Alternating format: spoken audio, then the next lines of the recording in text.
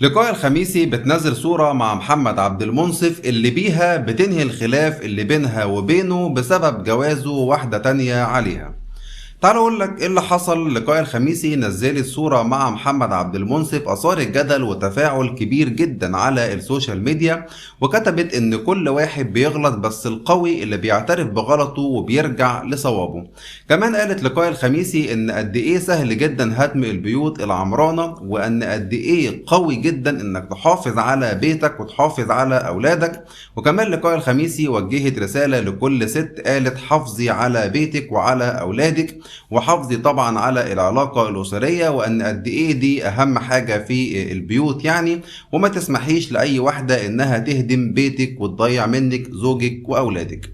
رسائل قوية ورسائل مهمة جدا من لقاء الخميسي. وبكده طبعا لقاء الخميسي صالحت جوزها محمد عبد المنصف، والعلاقة بينهم رجعت بقت كويسة جدا، والناس كمان تفاعلت معاهم قوي على السوشيال ميديا. انتوا قولوا لي رأيكم في كومنتات، ايه رأيكم في اللي عملته لقاء الخميسي مع محمد عبد المنصف؟